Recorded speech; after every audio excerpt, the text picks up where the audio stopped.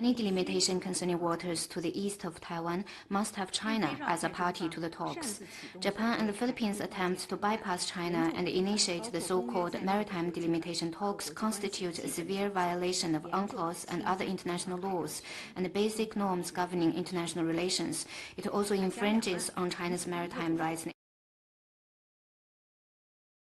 Vice President Han Zheng will travel to Russia and Belarus to attend a major economic forum and hold high-level talks to advance bilateral cooperation.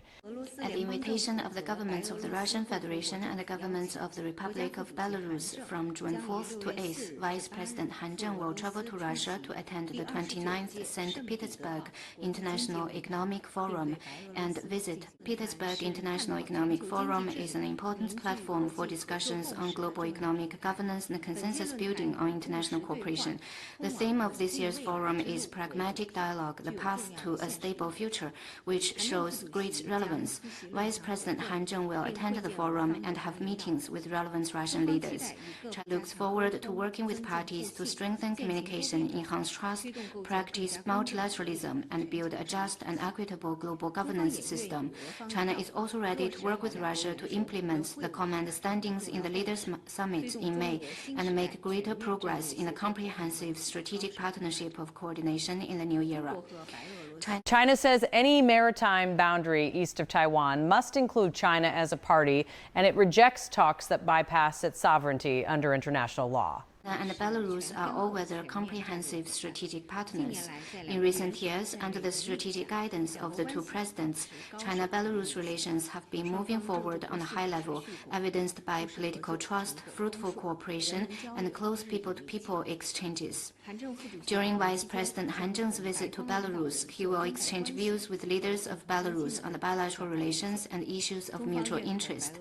China is ready to work with Belarus under the fundamental guidance of the common understandings between the two presidents to enhance strategic communication and deepen mutually beneficial cooperation to grow our bilateral relations from strength to strength and deliver more benefits to our two peoples. China has made clear its position on the announced maritime delimitation talks between Japan and the Philippines.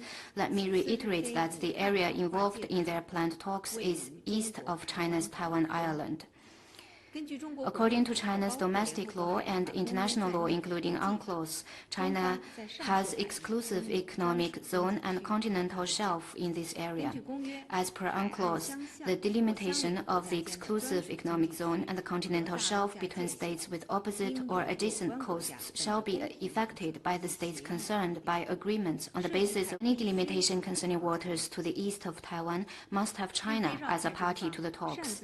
Japan and the Philippines' attempts to bypass China and initiate the so-called maritime delimitation talks constitute a severe violation of UNCLOS and other international laws and the basic norms governing international relations. It also infringes on China's maritime rights. The spokesperson sharply criticizes separatist Taiwan authorities and faults Philippine remarks as harmful to bilateral trust, reiterating the one China principle. And the same China, to uphold sovereignty and maritime rights and interests is the shared responsibility of all Chinese people.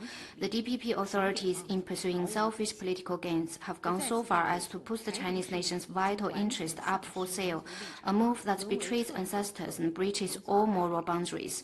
This once again shows that these separatists have completely forfeited the national stance and degenerated into traitors to the nation. What awaits them is contempt from Chinese and judgments of history. Next one, please. No matter how China sugarcoats its assistance to the Philippines, it does not cast mustard, and it will not change the Philippines' views on China. Teodoro also said that the Philippines is under severe threat territory-wise and politically too by China. On multiple occasions, his latest remarks once again shows that this person totally ignores Philippine people's well-being, has no grateful heart for anything whatsoever, and has only selfish gains. This seriously undermines China-Philippines relations and mutual trust and does not serve the interests of the Philippines and its people. The Philippines should think carefully. If they let such a person to do what they want, will China continue to provide supplies and assistance to the Philippines, who will pay for it ultimately and whose interests will be undermined? The Philippine leaders have may have stated on multiple occasions that